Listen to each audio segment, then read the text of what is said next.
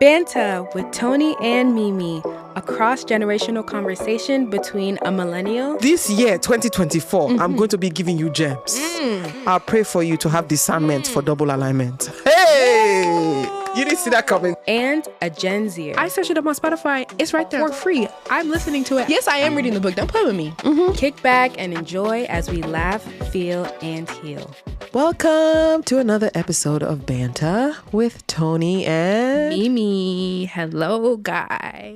Bonjour. Bonjour, mon ami. Yes. Today is Wednesday. Everybody. Well, we're recording this on a Wednesday in January. No, today's Tuesday. Oh, my computer lied to me. Well, very much so. She's If I already depend on wrapped up. Apple to tell me the truth. She's too excited for 2024. Yeah, today's Tuesday. And our second episode premiered today. So if you want to gauge like how far ahead we record these episodes. You like, we're in season 2 and season 1 is just No, coming out. don't take it that far. We're not in season 2. Oh, what are You say we we're in season 2 of the recordings? Yeah. Girl, it's 20 episodes per season. Right. Okay. So how are we in season 2, man? We're in season 1 extended deluxe edition. Oh, Lord. We're in the diamond edition of season Not the 1. diamond. Praise God. We'll get there. Well, yes. In Jesus' name, we will be diamond, platinum, all the nums. Diamond, platinum, titanium. Okay. Yes. How have you been? I've been good. You know, easing my way into the new year. So, of course, we had the premiere of our podcast. But, you know, outside of the podcast, life is also happening. So, trying Right. to ease my way back in school. So, juggling that, motherhood, being a nurse, podcasts, being everything else. So, it's been good. And I had a therapy session yesterday, so that helped because it's always good to talk once a week to somebody that's not related to me. Mine is on Thursday. You're lucky. I didn't talk to mine last week. She was off, but Yeah, mine was off for a week too. yeah. I think it's so important for caregivers of any kind to always know when to take breaks too. Right. You can't be on 24/7. No, for And it's also about establishing boundaries. Like, okay, you're not going to call me at this time with Because any I of your know. foolishness. Like, I don't have time for the BS today. Yeah, you're Not going to that have to I figure it out. don't care, but it's just like, it's my time today. You're just going to have to carry on You're just going to have to take the tips I done gave you. That's why we in these sessions. and utilize it properly. roll with Oh my gosh, pop culture. I feel Pop like 500 culture. million things have happened. Like, I have my pop culture. I was trying to figure out what to talk about, and like there are 3 things I want to talk about. Oh my goodness. You want to think? Or you want to I know the things, but it's like trying to figure out which one. So maybe I'll touch on every single one, but just not spend too much time. Okay. What is yours? Mine, Halle was pregnant all along. We already said it like 2 episodes ago. No, we Like, didn't. you cannot fool a pregnant woman. I've been pregnant before, so I knew she was pregnant. But then I'm like, Yeah. okay, she wants to hide it. Remember last episode when I was like, Yes. oh, she's still pregnant? When you said you liked her outfit, I was like, she's still pregnant? Oh, no, yes. No, 'Cause we you can- talked about that outside of the podcast, did we not? Because we saw the picture of her coming from the clinic. She was pregnant then. You could tell in her face, like, the good thing is, like, maybe she's been exercising her entire pregnancy, but, like, she didn't really seem like she even gained too much, right? Because you No. could tell the Obviously, fullness her of the face, face yeah, because anytime of somebody's pregnancy, pregnant. yeah. But she did a good job hiding it for the most part. But that's not why I wanted to. Okay, so basically, she was pregnant all along. I knew it, I told you.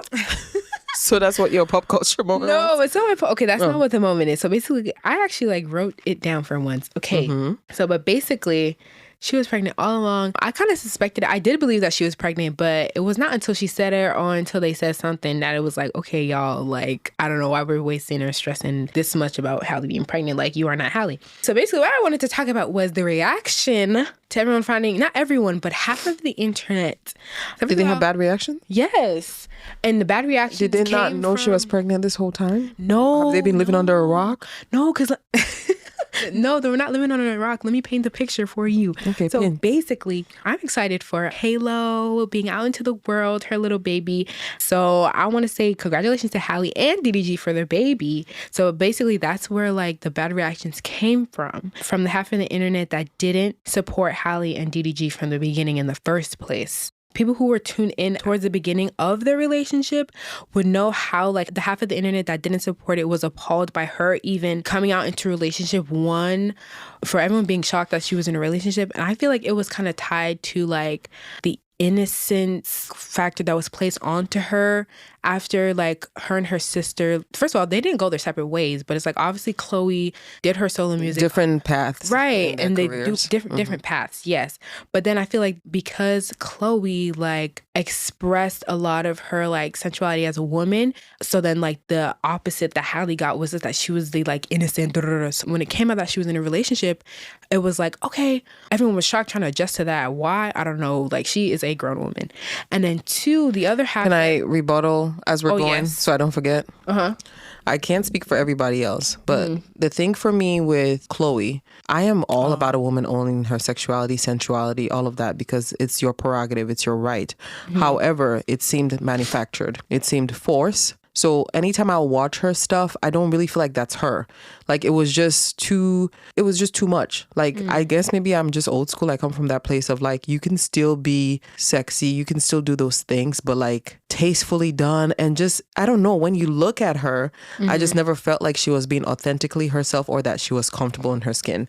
So that's what I have that's your thing piece, with. That's my piece with that. Yeah. As far as with Halle, I think it's this idea like in America where she played the Little Mermaid. So you have, whether or not she likes it, she has young girls now that, you know, are looking up to her. Just the other day we watched the video of Issa Rae talking to those young girls at the Golden Globes, right? So you know your demographic, you know who you're with.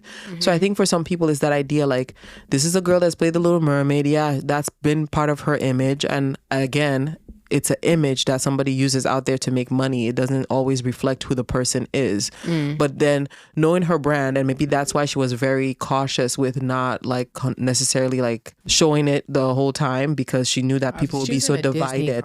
Exactly. But then I feel like that was also a thing though. But even before like it was unveiled that she was Little Mermaid, even though it was like what, years before, a year or something before the movie even came out.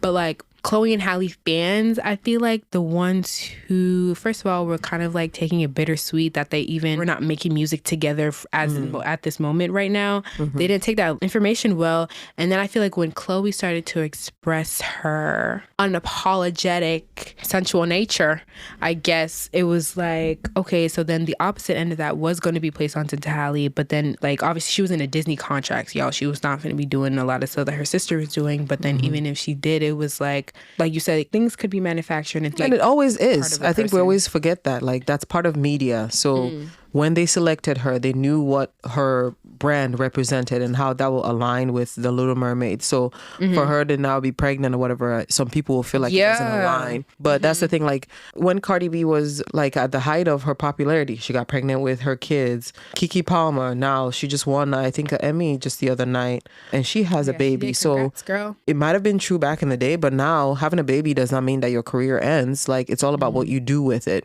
But I think that part that people are upset about is the idea like they're young girls, like you're the first Black Little Mermaid, so you have young girls looking at you, and you know, some people are like, yeah, the traditional way of doing things and going about it, she didn't necessarily follow that path. And, you know, that's for her to decide. And it's a tough place to be in because, she's created her image. That's one way. Yeah. And clearly what she chooses for her life sometimes might contradict with that image. But I appreciate the fact that she's sensitive to that. And when she decided, okay, I'm going to show my baby, she didn't do it in a way that was like, well, look now, whatever you care. You know, you have those celebrities that are like, I'm not nobody's role model. I don't care about that. Raise your kids yourself. But you're collecting the coins when they go watch your movies, aren't you? So be aware of your audience. Like, I feel like that stuff is always so disrespectful. Like, I'm not raising your kids. Your kids, you are making music that caters to them. You do content that caters to them. So yes, you are having impact on people's children. Be cognizant of it and hold yourself accountable in some way. Nobody's saying don't be yourself, but be respectful to the people that are putting food on your table. That kind of thing. Yeah. Okay, she just let it all out, period. Okay, but basically, so the other part of it was the fact that she was in the relationship with DDG in the first place. Why do people care? That's what I was going to say. Basically, that's the whole basis of again, my opinion. You are seeing these people for a small fraction of their life online. You don't know what they are like with each other, how they interact with each other. And again, everybody has their journey. That's why even in life, you might have like somebody like a Halle that you think is the quiet one and that person is going to do X, Y, and Z. And then you have the other sister that you think it's wild and out there, and then that one ends up being the one pregnant, but it doesn't matter. Like, that's her journey. And basically, I saw a tweet that was like, why y'all literally like writing long, negative, hateful paragraphs towards this girl for one, hiding her pregnancy? What I have to say is we do not know these people, nor are they like taking up fractions of our lives, and they don't think about us on a daily basis. They're just public figures or celebrities, and it's like, why should we care so much to the fact that her hiding her pregnancy make you mad and then going to like spew whatever you have to spew and then like spending all of your day hating her boyfriend or her it's the whatever, power, like the power that we y'all. give because of the packaging, because of how everything is done. Just like with Keke Palmer, like I'm happy for her, she won the Emmy, but I'm like, in 2024, I don't really want to be celebrating the first Black woman to do X, Y, and Z. I just want to be celebrating that a Black woman won this. Yeah. Like that is embarrassing. I'm about to say the first Black woman. Like in 2024, we're still doing the first Black woman to do this. First Black woman. 24 years. Like, wow. And then so it's game like, show, I think. I have not even watched. Oh yeah, it was game show. I don't even know. I don't even know what I think it was show Password. it was. Yeah. But yeah, I think we should celebrate the fact that Keke won, not exactly. Keke being the Let's first stop Black doing this woman first Black woman because it's embarrassing. It's like and people I guess throw you a bone and you're just happy just to get a little something. So first Black woman to get, and then we use it like, no. Let's not be impressed by that stuff anymore. Let's change in this 2024. Give her her flowers. Say she did great. I'm happy for you. You won the Emmy. But no, we're not going to be here upholding the systems that oppress us and say, oh, first Black woman to do this. Like, why are we celebrating that in 2024? We should have been past this by now. And so we have to hold ourselves accountable in how we are complicit in our own suffrage. Yeah, because yes, it is a title that she is the first Black woman to do, but I don't think it should be celebrated over the fact that she did win and we're still gonna give her kudos. Yeah, because if anything, that's backhanded, y'all. But I do remember seeing some of the comments though about Haley's boyfriend, like when people play on her on his name, like they will call him troll him ADD she married ADD BCD he a Z-list celebrity EFG.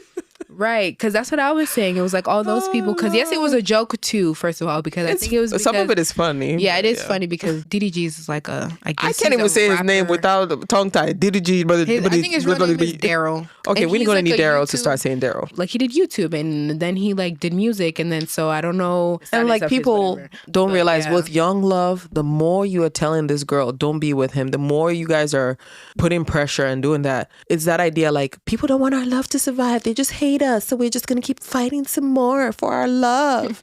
But so that is you're gonna continue to see them together because she doesn't want to hear that. So just let the girl be. She cares about. Let her live her life. Yeah. Make her choices. Yeah. Live with her choices. At the end of the day, even the little baby she just had now is already ahead in some ways than other people should have.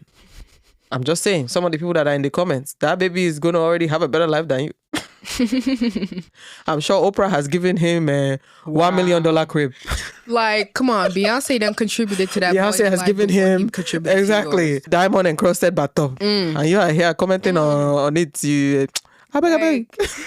He has a bedazzled pacifier in his mouth with Swarovski crystals and like what? She's not living a regular girl's life. Yes, a regular girl probably her age getting pregnant, that's like a different story, but people always forget these people in Hollywood are living different lives. So even though she's young, she is a young millionaire. She has a means to provide for her child. So if her and DDG are in a loving relationship and they can learn together how to parent this child and they have a good support system in her family and his family, let these people live their life and mind your business. Mind the business. Like Tabitha Brown always said, mind, because that's my business. Mind your business. Well, yeah. So that's your thing. All right. So mine, it kind of ties in line like with, I guess, the Keke story of what we were saying about, you know, we're tired of celebrating the first Black woman in things and this and that. So this week, Harvard President Claudine Gay stepped down from her position as being the first, again, Black female president of Harvard University. She was only on the position for about 6 months. What? So she stepped down? She stepped down because there's a lot of stuff that was going on. Yeah, she had a hearing. It was her and two other presidents of two other like famous universities. I want to say Penn State was one of them, but don't quote me on that. And they asked them questions about, you know, having hate crimes on their campuses. And the way they answered it, people were not happy with it. So I think every single one of them that were there have stepped down or in some capacity quit their jobs because of how they answered it. Because obviously, because I think she said it depends on the circumstances, and what people are looking for is the plain black and white. No, we will not tolerate it. Yeah, exactly. So that one, I totally, I don't even know why, because maybe Harvard doesn't have a very clear policy on that stuff. But the funny thing is, even after that hearing, Harvard did support her. They said they supported her because, again, maybe she only echoed what their policy states, which is that it might be circumstantial. Like they have to look at the whole situation or something. So apparently there's this right-wing activist that then made it his mission. So the way they got her out of the position was obviously Harvard stood behind her, so they couldn't do it that way. So then they started digging through this woman's academic work, and they now accused her of plagiarism. I know, right? It could be a movie, TV show. No, because I'm watching Scandal, and this sounds like Olivia Pope work. I know. Where's Olivia when we need her? Okay. So they accused her of plagiarism, and that's the tool that they used to finally get her to step down because they were accusing her. She had to go back and make a few corrections to her work. So I want to commend Harvard for standing by her in that way, because even when the plagiarism stuff came up, they said, okay, yeah, she made a few mistakes here and there. They still stuck by her. But obviously behind the scenes, they're probably like, okay, this is getting to be too much, because I'm sure week after week, it's like one thing or the other. So she finally had to step down. So I do commend them, one, for appointing her, but two, it seems like, at least from the public standpoint, only she can speak if they truly had her back. It seemed like they had her back. Now, looking at the comments, what I just could not understand was people not understanding that this thing about the plagiarism was a tool that was used to do something that's systemically racist in this country. Get her, Yeah.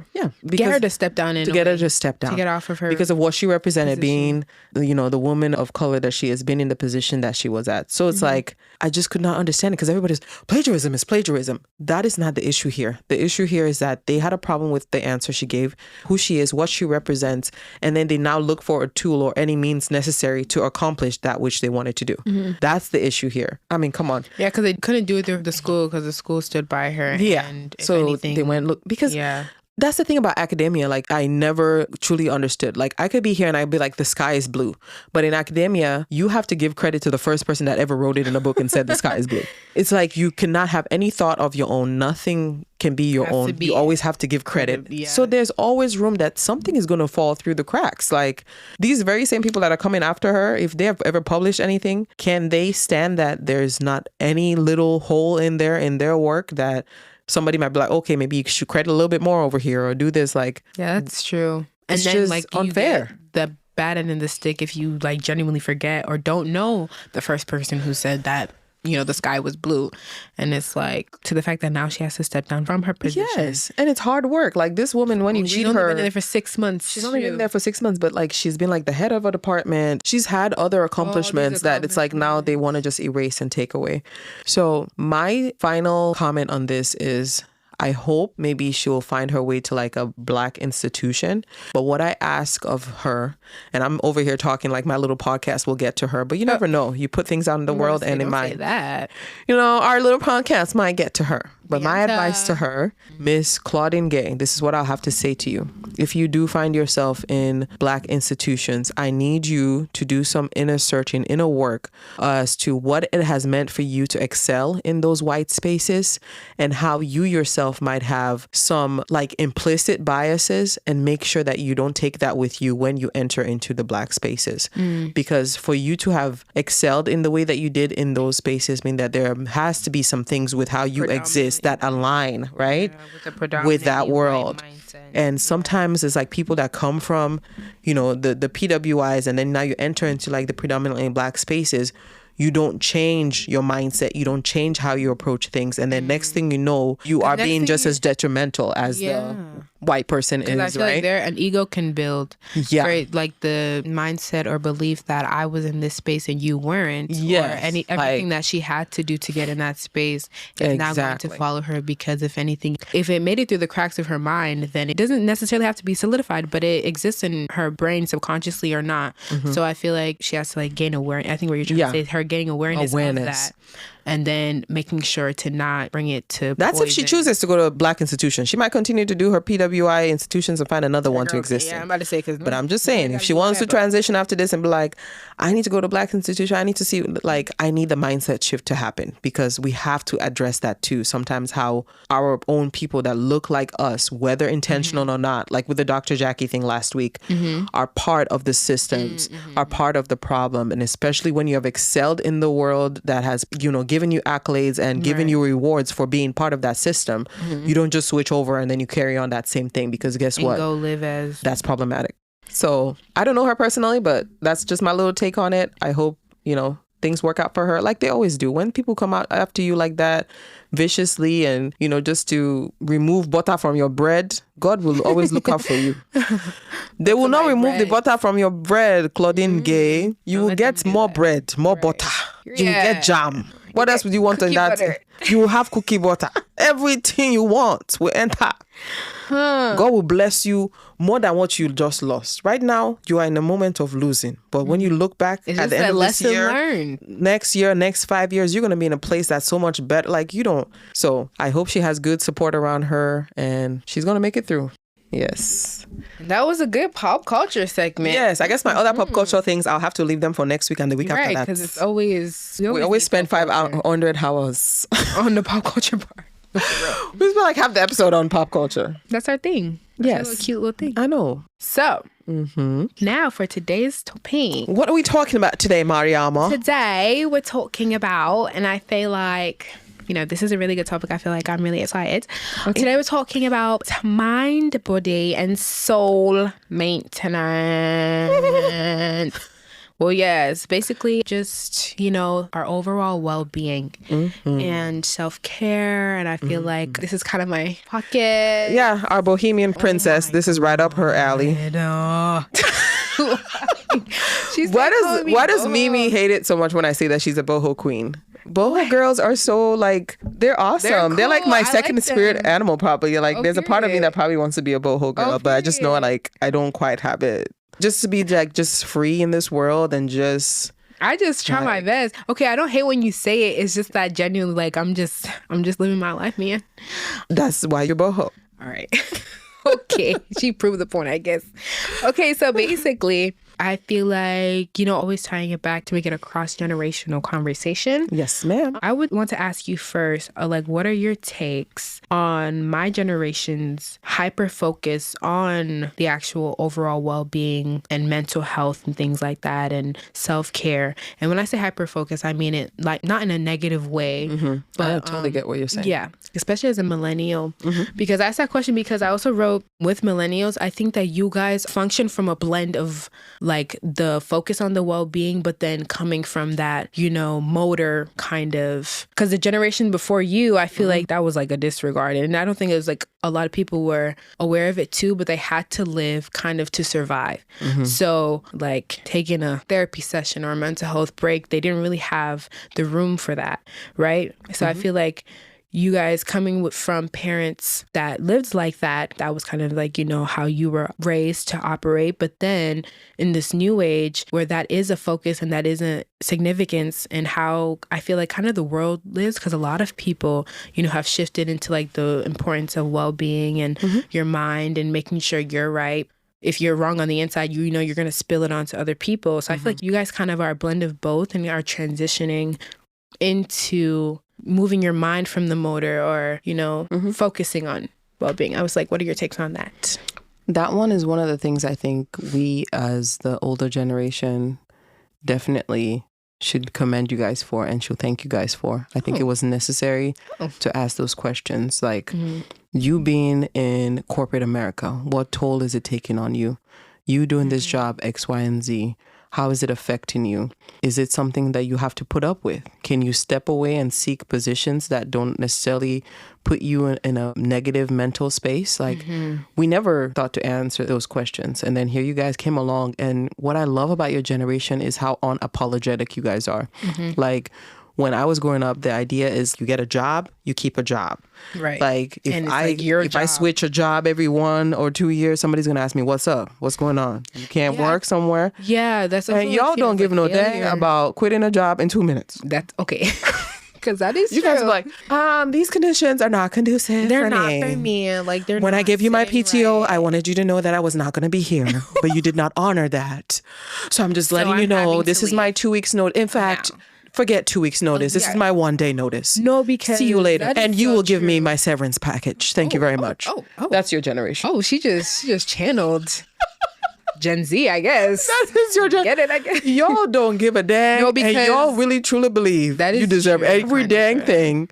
You need to be like, no, like not in a bad way. Like you deserve everything regardless of whatever that other person might think is like, that's your problem. I told you ahead of time. I needed my PTO. Period. And the 2 weeks notice thing is true too, because like I don't think we do that no more. It's like I'm out of here. And a lot of people also ghost jobs. It's refreshing. So that part of me, it's like the punching or sucking it to the big guys or, you know, the corporations. That part of me, I love it. Because I'm like, somebody finally had to do it. Somebody did it. And clearly y'all have the kahunas that we ain't got.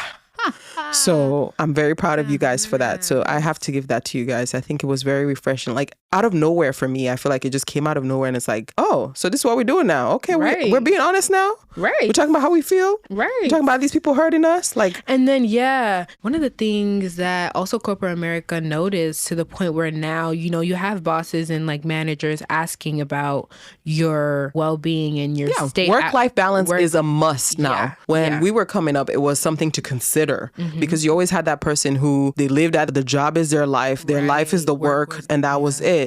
And then now it's like, look, if you want to be an effective leader, you want to have a team that can, you know, do good work, you always have to make sure you're considering that work-life balance and that you're making it a priority. Like this new age kids coming up, new young adults, you want to keep them at a job, better make sure you're offering every single thing they need to come to work and be best that they can be because they will tell you deuces real quick. They don't care what they offer to you. Mad quick. No, because that is so true. It is mad quick too. And it's like, Well, so I respect you guys for that. Thank you guys. We so needed it. And I'm happy that you guys are the generation that was bold enough to come out here and be like, what we're not going to do is.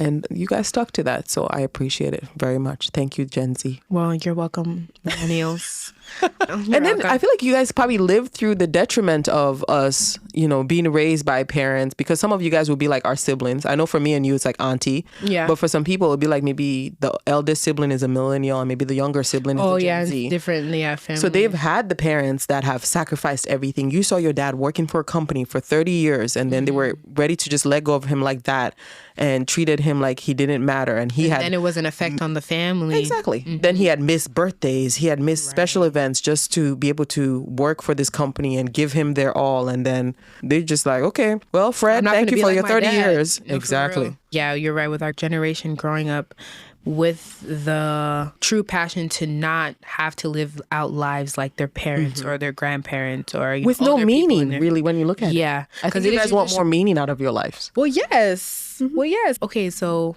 just awakening and awareness to the fact that life is more than, you know, system and order and strict routine. So when we genuinely do have the room or had the kahunas to have the kahunas to like step up and not want that for our lives for the rest of our lives, that's when I say, because I remember, back in when we were talking about faith and I was like really trying to tie back like the example I said of like collective individualism or something. And then you were asking the questions of, you know, how strong and passionate we are about a lot of things are like actually like a non-negotiable that makes like the traits of our generation, like, you know, demanding work-life balance and the overall being of ourselves.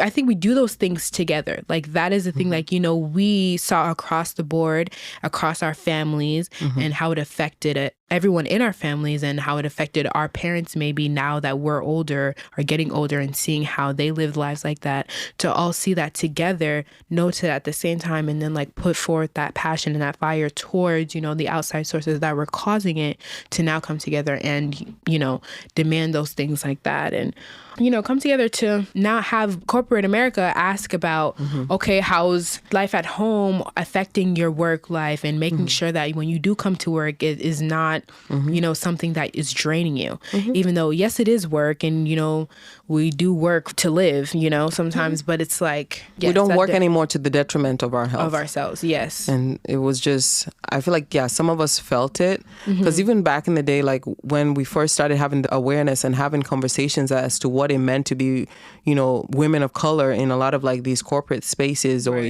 wherever we might find ourselves. There was a time when it was like very alienating. And I feel like now I can turn on TikTok and somebody's making a funny video about it. Like, I'm a Black woman that works in corporate America. Of course you're going to ask me how long did I take to do my braids? Like, that's refreshing to me because it's like we're not so alone anymore. Because I remember going through some other things when I first got my first big girl job. And I'm like, did she just, did she send me? But. And then it's like you feel stifled. Right. Like our generation sometimes felt like we couldn't talk about it. Yeah. Yeah. Because that's also a result of your work being your life. Like you couldn't say anything because work was life. And if you did something wrong at work or something at work was messed up, your life was messed up. And it was like you couldn't afford to address something like a microaggression, or you couldn't afford to stand up and say, all right, because I'm burnt out right now. And being burnt out too and not giving your best at work before the demand for saying that I'm actually burnt out, the effect of that, it was not good. It was not favorable for you. You could have been replaced. You could have been fired. You could have been like, you couldn't have got that promotion that you actually were working so hard for. That's the reason that you got burnt out. You know what I mean? So yeah. And changes don't happen if it's not a systemic thing. So if I'm the only one saying no, but everybody else says yes, change does not happen. But what they're finding out now is that everybody is saying the same thing. So even like, you get, for example, I'll just stick to my position. You get new nurses coming in. They will tell you, I want to work these days. I'm already planning my vacation. Don't tell a new nurse they can't go on vacation. They'll be like, that is true. I don't really need this job like that. Like, I can go and find somewhere else. But I'm just letting you know, I already booked my trip to Tahiti. Right. And it's going to be on June 4th. Right. And since this is January and I've let you know. And I'm just letting you know. I don't show up to work. I will not be here. And I need those days off. I need you to plan whereas back in the day, like people would literally be like, I don't know, I might go on vacation, but it depends if they approve me at work. Yeah, you have to get and it's like to go on vacation. I can't think of how many things I missed in my kids' life because of work. Wow. And there's so many memories like when they were coming up, especially my second one when he was younger. I feel like I missed so many because of the type of work I was working at the time. And it was insane because I remember, I'll never forget it. It was a Christmas and I told them, I said, we don't get a lot of calls during Christmas, so I would really like to be let off early. That mother trucker man knew that I had made that request. Mariama, I sat in that office till like 8 o'clock on Christmas Day. Wow. I'm rushing to get home, and next thing you know, because we always we always do duck. So then the duck got burnt because I was trying to rush to put everything. I just felt so bad, like, and I'm just like. Now, and it was like, can you imagine? Like this past Christmas, I was able to be off. I was able to like it was like night and day. So I am so grateful that we are in this place. Like when I say, "Oh, you know what? I have a family vacation plan," and somebody's not going to be like, because they want to feel powerful. No. Oh no, that's not going to happen. Right? Like they can't. I'm say no. So grateful. Words cannot even describe how grateful I am. Oh wow. So. Thank you, Gen Z. You guys are awesome. Who's awesome? You guys. We are. If anything, like, I wonder what we're going to do next or what the next systemic, whatever, change. And with that too. Oh, wait, what are you going to say? I was going to say the only thing I'll have to say is I'm proud of you guys for speaking up.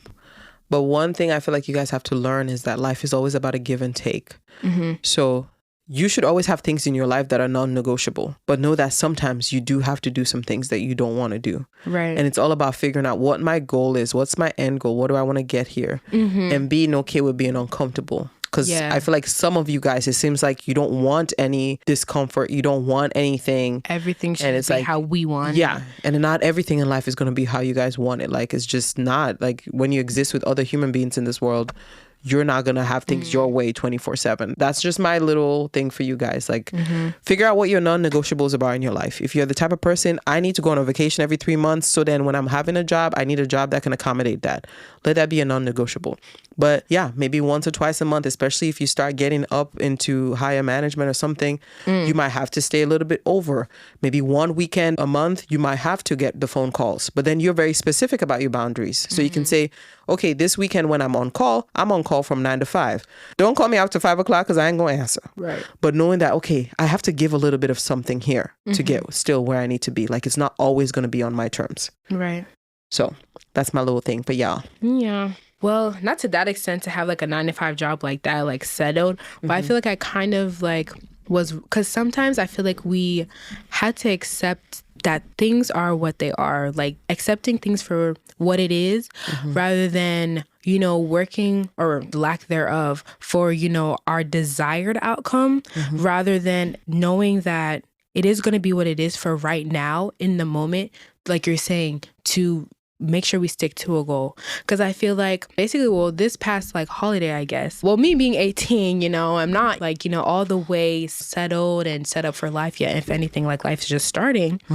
Well, my family went on a trip for New Year's and, you know, they were off, they had their time off, but I had to stay back and I was working. And it bummed me out that I missed the trip and I was frustrated and I was like, how am I going to get these days off? Let me go on this trip. But I was like, well, Mimi, you're just working, like the give and take, like you're saying, like you're working for this year, like this new year, you're not going to be with your family on the trip. It's not the end of the world. If anything, you're working now to stand up even, you know, better and more tall on your feet so that you do have you're the option one day. The option one day to be in the space that you put yourself in. That's another thing too. I want to be able to put myself in that space where I do have the time and the space to live a life that is not solely give and take. But right now, that's what it's going to have to be to get there. And when you're staying focused on that goal, knowing that, the sacrifices you have to make today to get there. And even when you get there, like I'm saying, there'll be the other sacrifices you have to make. So being comfortable, you guys have to be comfortable with the sacrifices. But I think once you have your limits set, everybody has what their limits are. Once you have that set, it gives you a better clarity because then you know, okay, this right here is pushing me past that limit. That boundary that I set, you're pushing it right now. So I'm gonna need you to pull back. But okay, this place, I can be a little bit lenient and I can bend a little bit, knowing where you need to bend. Perfect. Beautiful. Yes. Okay, so now mind. Let's talk about mind. Minds. Yes, I was gonna say, wow, she read my mind. Basically, I was gonna say, oh my gosh, corny Betty. I love being corny, y'all. Okay. So we both talked about, you know, earlier in this episode, actually, you know, our therapy sessions and, you know, things like therapy and everything like that. Yes. So what are some of your mental checks? Like even having to learn what a mental check is, I feel like everyone like to know to take a step back and actually assess how you feel mentally. How do you assess yourself? First of all, I wish I had started therapy earlier. I don't know why it took me until last year. Last year is the first year that I consistently saw a therapist once a week. And then the funny thing is, like, I think maybe a month ago, she was like, okay, it's time for us to do our reevaluation. And if you feel like you're ready, we can go to a place like where like we meet every 2 weeks or every 3. I'm like, girl, once a week, we keeping it. Ooh.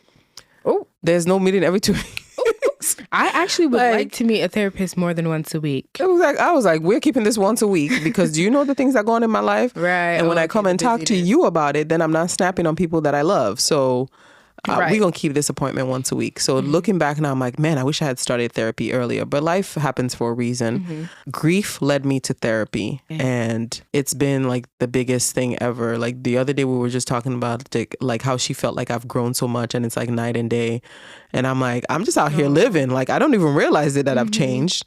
But obviously my loved ones will tell me things are different or, you know, so I know it's happening. Yeah, there's growth. And, you know, if you're living inside of the body of like the person who's growing, sometimes it's hard to see that, you know, I've actually changed, I've transformed. And to hear it from your loved one that it was actually for the better is like a shock. It's something that you do take a step back and actually kind of like kickstarts you into actually like saying like, wow, these are the things that I've done this year over the past year or the past couple of months that I feel the inner work that nobody gets to see. Right. And I've just been so grateful. I'm more at ease. I'm always a faith person. So I think it was good. Like the therapist I have, she's also like a Christian. She's also a believer. So like there's certain things when I'll talk to her about, she'll be like, that's God for you. And just, you know, so I think that's good too. Like when you're seeking a therapist, make sure you get one that aligns with the things that are important to you. Right.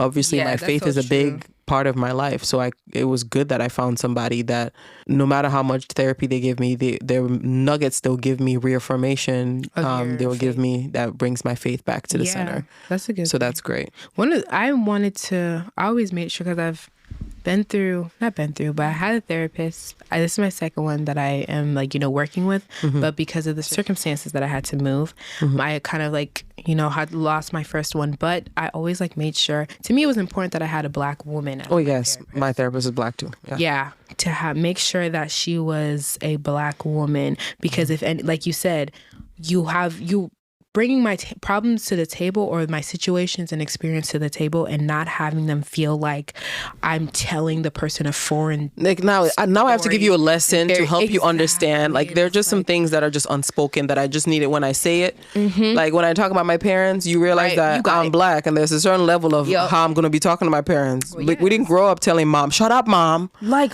So yeah. I need somebody that knows that.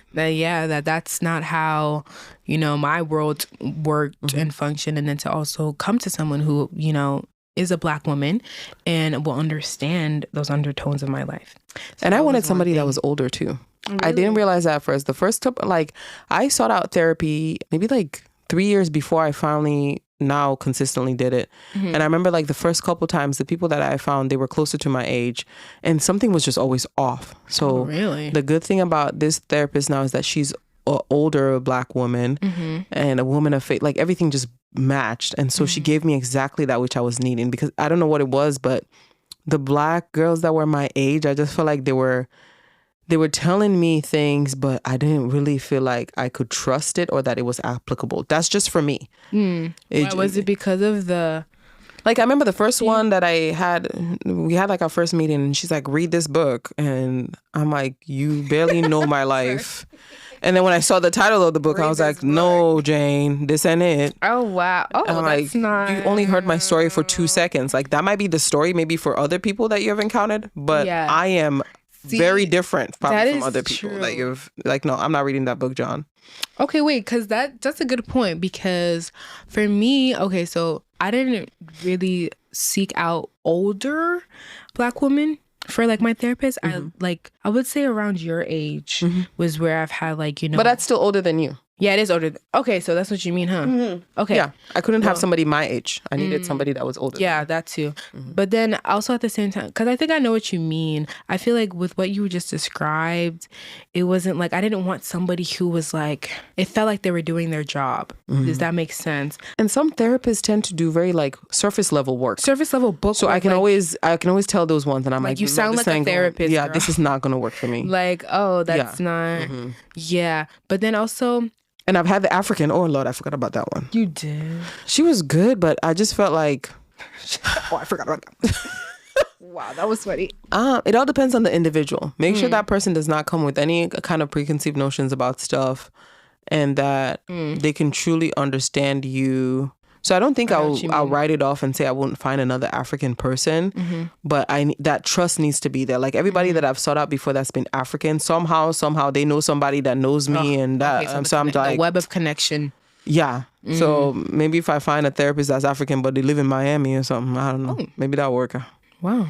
Well, when I worked with my therapist, like my first one, I really liked the work I did with her. Like I feel like it was very, very beneficial to me, and it was transformative. But the way, I guess obviously there's different types of therapy or approaches to therapy that different therapists specialize in.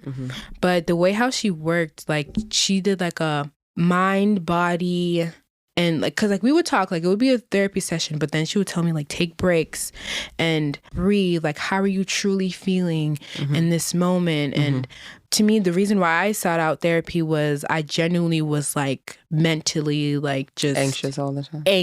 And it was so hard to function and focus.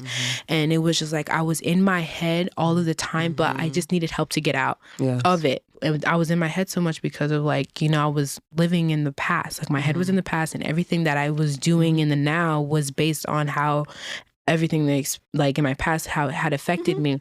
So I just needed, I guess, like, the help to reprogram it, really. Yeah, to reprogram my mind, basically. Because now I have self-talks with myself. Like something will happen, and then I'm about to react, and I'm like, wait, Toni, are you reacting based off of your trauma and the way that you think like this person's coming for you? Or does this person just really genuinely, they might have not known, like, but before I would never have that talk with myself. I'm just going to go off. Right. Like, she goes straight to the point, jump to conclusions. Get that bazooka out and take you out. But now I'm like, well, maybe you don't need to press the button to detonate the bomb. Maybe they didn't mean for you. Like, don't bomb them yet, Toni. Just, back up a little bit. Yes. So. And just like, things that opened up. Because I remember the first time I met with her, girl, I thought it was like, it was such a transformative experience. Because we would do virtual sessions. But then before I moved, I met with her in person. I wanted to like meet her in person like at least once. And it was just so different. Because the way how she worked with her therapy, how she approached it, she moved with the approach that there's a lot of trauma trapped in our body. So we did like breathing exercises. And she literally like, it was so, I literally felt my memory as a little girl, and through the breathing exercises and the acknowledgement of like presence and how we truly feel in our body is like so important. And it was it worked for me. And that's another thing too, just because like you hear somebody is not like favorable of a type of therapy, or it won't work for you. Like it's like maybe because people talk like it out. Else. You got to figure out what works for you. There's so many diets out there that tell you how to lose weight, but you got to know yourself. Your body's not going to be with all of them. It's not going to lose weight. That one diet that says that you cannot eat fish for 1 year. If you know you eat fish every other day, you have no business doing that diet. True. True. Know thyself, like, and to thyself be true, and you will be just fine. Well, I guess like. What's left? Body? Did we talk about body? Body. Because you say mind, body, soul. Mind, body, soul. Soul, body. Next, I guess. Well, body-wise for me, so my goal this year, it's so funny. Like today I had a conversation with my spouse. Ooh. And he was just like, he just had to give me a moment. He's like, you are going a little bit too fast again, and you're not taking care of yourself like you used to. So then he put it into perspective for me. He's like, remember, I have been on this end watching you when your health is not the best and you're struggling with it. So it's my job as being the partner in your life to be like, you need to slow down. You need to make your health a priority again. And for me, a big part of it is rest. I don't know what it is. That's something I have to work through in therapy. But it's this idea like, there was a time in my life I used to tell myself, my father still works very hard. So what excuse do I have? So I felt like I needed to go like 10 times hard because I'm like, well, look at him. He's still working hard. So kind of like going back to what we were talking about, you Gen Zers like coming and helping us along knowing to have better work-life balance. I definitely used to subscribe to that. Like the only reason I'm not successful is because I'm not working 10 times. If I work just 10 times harder, I'll be sick. And it's like, girl, no, you're working 10 times harder and you're going to run yourself into the ground. So I've greatly improved, but every now and then I need to check in, and he kind of gave me that today. So for me, body wise, I have a Peloton bike, so I'm already exercising on that. So I feel like that one I have down pack. Right now I'm like on a 12-week streak on that one, so I feel like I'm good. Okay, 12 weeks. Thank you. Me and Alex Toussaint, me and Alex. Tunde. Who else? Me and well, sometimes I take Cody's classes. I don't take a lot of his, but yeah, Alex and Tunde, those two for sure. Give you your 10. They be getting me together. Yeah. 10s. Well, so, yes. Yes, they be getting 10s, 15s, all of day. Period. All of day. So I feel like that part is good. I'm working on my eating, trying to make healthier choices. Like, we started doing fruit of the palm instead of us having pasta. Heart of palm. Yeah. Instead of us having pasta. I already do cauliflower rice. So yeah, trying to do more low carbs because that does help with this hormonal imbalance stuff. So I have that down. But one of the things he brought to me, I was like, damn, he's right. He's like, you don't go outside. She don't. Wait, because like because if she could work, relax, chill, have fun inside, I'm a homebody. In the comfort of her own home. I feel like it's not a bad thing. I didn't decorate my house like this so I can be outside of it. But like she also has a beautiful like neighborhood and a beautiful backyard, and it's pretty outside. The vitamin D3, you're gonna feel it. Like your lack of it. And last time I went to the doctor, she did tell me I was deficient. That's why I started taking the supplement. So he's like, I just want to see you outside more. Like, I want us to go for walks. I want you to just have the sun hit you. He's like, because you would straight up go like 2 weeks and not see the light of day. Because I work as a night shift nurse. So it's dark. So when I leave to go to work, it's dark. When it's light outside, I'm sleeping. And then on the days when I'm off, then I'm in my house trying to clean, trying to keep things together, doing homework, taking, all this stuff. When she does go out, it's for errands for her to come right back to the house. Like it's me going to the grocery store. It's me doing this, and she's not outside getting my nails done. I'm not like outside in nature. So I definitely want to be out in nature more.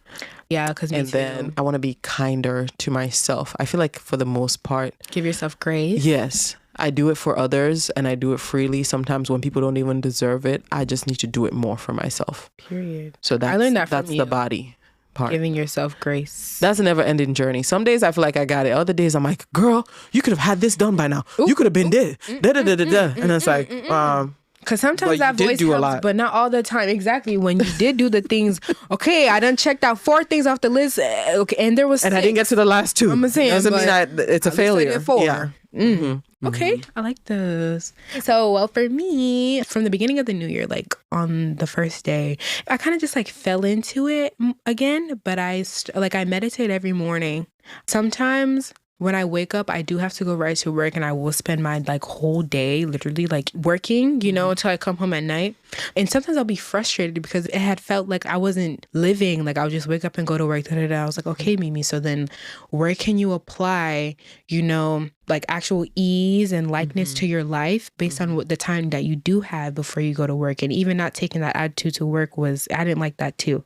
So I meditate every morning and try to clear my mind as much as possible and, like flow with my thoughts.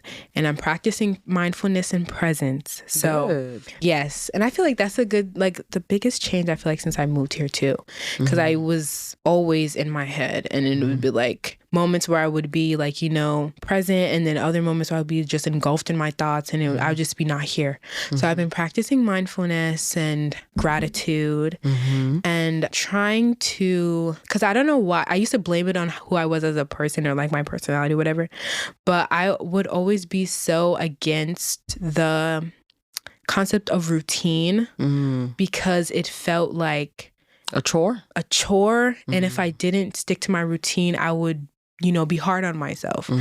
But I feel like routine is good. And if anything, it kind of keeps my mind in order sometimes because like, waking up, it's not a good example, but if I don't eat breakfast that morning, if I'm like trying to like, okay, I'm going to wake up, meditate, fix my bed, meditate, as long as I do some things out of my routine and not stick to it being as like a method of control, like I don't want to like be the like I don't want to control myself and in my life, if anything, but the routine of actually, it's easier for me to go throughout my day if I wake up in the morning and meditate. And it's not nothing I feel like I drag myself out of bed to do, but it's not anything that I feel like, it does feel like a chore. Yeah. So actually settling with the concept and idea of routine.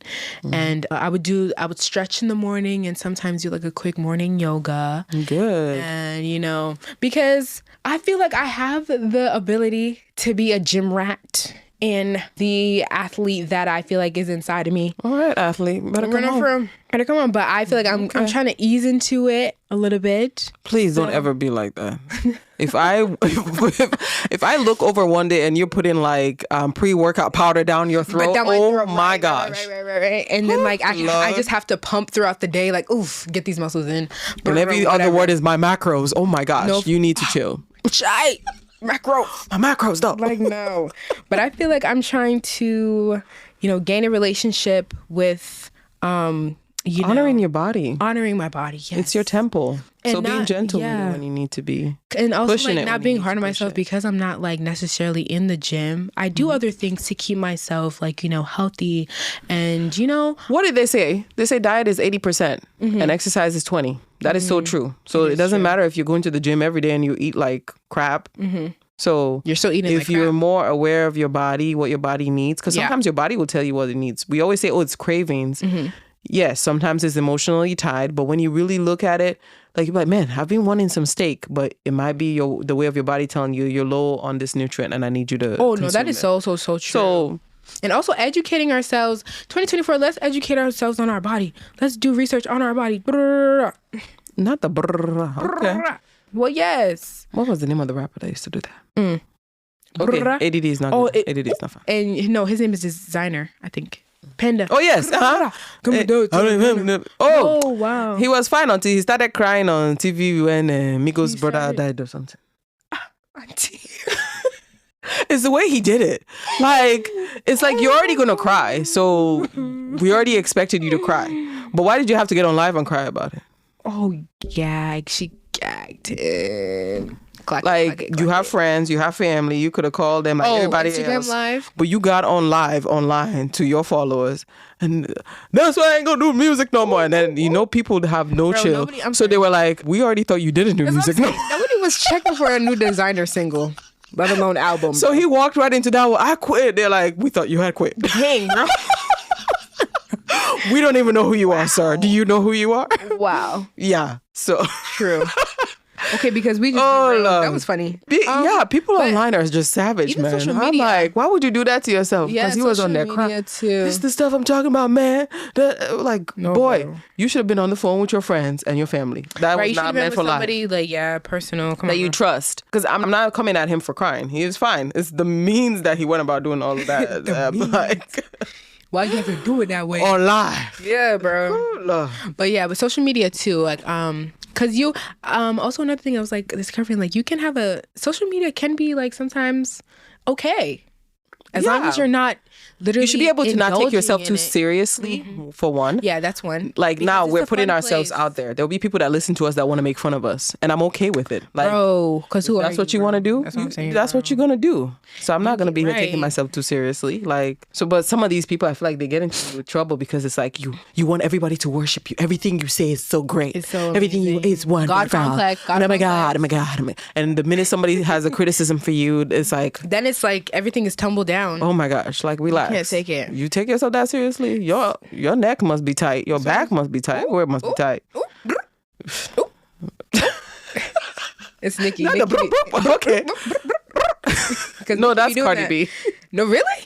It's Nikki. Nikki does brr. Yes, you watch Nikki's live, she'd be like, oh my gosh, I love watching. I love Nikki's accent, I ain't gonna lie. Me too. But that's because I like the New York. Calm down. Calm down. I like the New York accent. Young man, you're yelling. She says young man? Yeah, she did a stream with Kai Cenat. And she was like, young man, you're yelling. Oh my God, that's funny. It's a young man. He was yelling too. I can just picture it too. It's like, Nikki, young man, you're yelling. Onika. Funny. Okay. Onika Tanya. Wait, her name is really Tanya? Yeah, Onika Tanya Mirage. Oh. Cute, right? Yeah. Tanya. Okay. She does look like a Tanya. I'll take that. Low key she do. She does. Okay, Tanya. Period. But anything else you want to dabble in?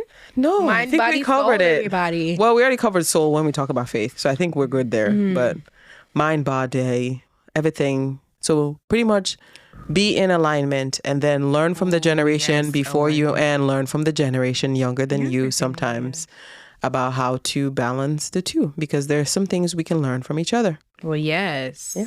Oh, I like the word alignment. That's the word of the day. Alignment is very important. Alignment. Align yourself with the right people. And align yourself with the right people at the right time. Yeah. Double alignment. Are you double aligned in your life? Double aligning? If you are not, I'll pray for you to have discernment for double alignment. Hey! You didn't see that coming, did you? No, I did not, actually. Thank you. I didn't know you were going. I'm going to, this year, 2024, I'm going to be giving you gems. You will not see them coming. I will just be in the moment and speak. And when I speak, you would have known I have spoken. That was my round of applause. Thank you. Gosh. Okay. She's a woman of words. I'm telling you, you're not ready for it. I will be anticipating all your moments. My moments of words and wisdom. And wisdom, yes. Yes. They will be coming through. Period. Thank you, guys. No, we have to do our song. Oh, look at me. Look at her. Hey, I like my French boys. So I had to go back to my French boys because I've not listened to my French boys in a while. There was a time, There was a time all I listened to seemed like was like French African artists. Really? So there's this song by Daju and Tacy. I love Tacy. She just poked my eye. I just slapped her in the face. Tacy, she loved you. I think I love so Tacy. Try. But Daju and Tacy, I love you. Oh my gosh, wait, because I stole that from you. Oh, you did? She was Shazamming it in the car one day, and I'm like, well, I Shazammed it too on the side without her knowing, because I was like, no, because that song is also really good. Yes, it is so good. It's I love really it. I love it. So I had to come on here and give my African French boys some love. Yes. Period. We're covering everywhere. We went to Nigeria, then we went to South Africa. Well, I went to South Africa for a little bit. Dang, okay, you can say we. You can say we. Okay, Don't say we. Since it's a collaborative. Yeah, since it's a collaborative. Because I love me some Mama Piano. But you know what? One thing I was thinking, because I love gospel music too. I think we should do a second playlist that has like just like our maybe like gospel and Christian songs on there. That'd be I good have too. a playlist of gospel music. So we'll put a second pull one some together gems from because those. let me tell you, some Tasha Cobb songs have been there in my darkest times. Okay. Period. Let me tell you, some Maverick City music has ministered to me. And what we're not going to do in 2024 is be okay with people nominating people that have no business being nominated for gospel awards and giving them awards. Okay?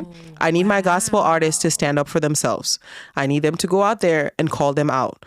So I don't care how much you guys like a Kanye West. But to nominate him for a best gospel artist, are you guys kidding me? What the heck is going on? Are you like this past year? She's not lying. You know how much good music came out there? Even like African gospel artists now coming to the scene. And a Kanye West is who we're going to nominate for an award? They need to stop playing in people's faces over there. For real. And I was so mad because I was like, where are all the gospel artists? I need some of them to be angry. Like sometimes we know we are Christians, but we need to let these people know, stop playing with us. Oh. Stop playing with us. Don't play with us. Period. So I need y'all to take y'all and your Kanye West award and take it somewhere else. Throw it in the bin. In the bin. In the rubbish. In rubbish. It was rubbish. Throw it in the rubbish. Like, no. Yes. If somebody's good, I would say they're good. But I feel like there were other music that came out this year that deserved that nomination. And I know it's all like a game of popularity contest or whatever it is. And but I'm like, Kanye West, okay. Are you guys kidding me? That's the best we could come up with. Did he even make more gospel music than I don't even know where it came from. I was like, King, Lord, praise. Make it make sense, Lord. So, well, yeah, that's my little take there. My song of the week or of the episode is Copy. Parentheses, don't read signs, parentheses. Odile. Oh, Mr. Odile, I like him. Was that yeah, that's the one she was playing before the show. I had loud music before we started. Before we started filming. Coffee. I haven't heard Odile. it, so I'll when I add it on there, I'll take a listen. Well, yes. Well, yes. Who the heck? Odell? It wants to sound like Odell Beckham. I said, when did he start making music? No, please. Oh my gosh! Wait, because we were having this conversation the other day, but. Okay, so we were having like a conversation about, this was a while ago, but how like, is listening to an audio book really reading it? I was like, all right, yes, bro. it is. No, because, okay, this will be the poll question for this episode. Oh, period. Yes. So we have poll questions that are attached to our Spotify episodes. So if you keep scrolling down, you'll see the poll. You can vote for whatever it is. And then we come back on the later episodes and share what the results were. Okay, so I have a book. It's called The Power of Now by Eckhart Tolle. I really recommend it. I really recommend it. For like I'll download the audiobook. No, you don't even have to download it because it's on Spotify. Oh. Right? And I was like, I really love this book. But the reason why I never finished it because I just like don't have the time to like sit down and read. So I was working, right? And I was like, oh, bro, like I really wish, I don't know. I was really craving reading that book because I just love the book so much. And then I'm like, okay, I don't know how or why, but I typed it into Spotify because I saw that he had, when I searched up the book on Google, I saw that it was like an audible purchase that you can make. I was like, dang, I'm going to have to download this because like, I can just have this be read to me right now. I searched it up on Spotify. It's right there on Spotify for free. I'm listening to it as I'm working. I was like... And you finished that book, didn't you? Wait. Oh, well, no, I'm almost done. See? But I was like, this revelation that I just had, I was like, what do y'all mean? You know how many books I read? Exactly. Literally, because yes, I am reading the book. Don't play with me. Do not play. Because when I go to... My husband is somebody that does not believe in that. So when I'll be like, I'm reading this book right now. He's like, you are. Sparked the conversation. You are. You mean you're listening to the book? But, well, yes, I am. Yes, I consider it reading. Somebody's reading it out loud to me because I am such a busy person that the only time I have to read is on my way to work and on my way home. So those are 2 hours out of my day. Literally. I only have time to read when I'm at home. That's my audiobooks. I'll be working. Exactly. So, yes, I am reading my book. Exactly. Even if it is being played to me in my ears. So you guys need to vote and let us know if you're the bougie ones that are like, if I don't crack a book open, I don't consider it reading. Pages, I don't want, if I can smell the paper. Like, what are you talking about? Yes, that's I can smell the paper. It's not real reading. Because you're also acting like I'm not actually going to sit down and read a book either. Yeah, I know how to read. This is not the point here. The point is I want to gain some more knowledge. And the only way I'm going to gain it is by listening to these books on my way to and fro. Well, yes. Can you see? I just said to and fro. So clearly I know how to read. Hello. Clearly she got like 100 in English and literature. So don't Thank play you. with her. Don't play with me. Don't play with me. Well, yes. Okay, so that was just my little bit I had to before we go. And I concur. I agree. Concur. And I suggest and recommend The Power of Now by Eckhart Tolle to everybody. The Power of Now. Okay. Power of Now. I'll add it to my list because I downloaded Kerry Washington's that's my book. girl. So that's my next one. I'm I'm trying to make it through Spare. Oh my gosh, that book is so long. What is it? The Spare by Prince Harry. Was it Like the- right the now, like I'm in the part of the book autobiography? where all he's talking about is the war, and I'm like, dude, get to the good part. Tell me when your family had talked about the baby being black. That's what I need. That's what I came here for. Our world now where we could give a crap about the war, but we want No, we do care, but I feel like it's too long of the book. Like I'm like, have we been at this war for like the last 5, 7, 8, 20 chapters? He has. Like, Oh Lord. So Wow. pray for me. I think I'm 5 hours away from finishing that one. Once I'm done with that one, then I'm reading Kerry Washington's book next. is Thicker hers a Than Water. memoir or what is it? It's a memoir. Oh, cute. I like her. I love her so. We need to get out of here. Yeah, we do. I'm about to say. Bye, guys. This episode is definitely going to be longer than the most, but look at everything we gave to you. No, mind, body, Look soul. at the encompassing wholeness. Look at what we led to. Look at where you are. Look at the complexity. Look at your present and look at where you came from. You are going somewhere. Period. Exactly. Wow. She just put past, present, and future. I did it. And I'll do it again. She really will. She'll give it to y'all next episode. Thank you guys Bye. for listening. Ta-ta. Ta-ta. Over. You just finished another episode of Banta with Toni and Mimi. We just want to say thank you for taking the time out of your day to listen to our podcast. Have a blessed one.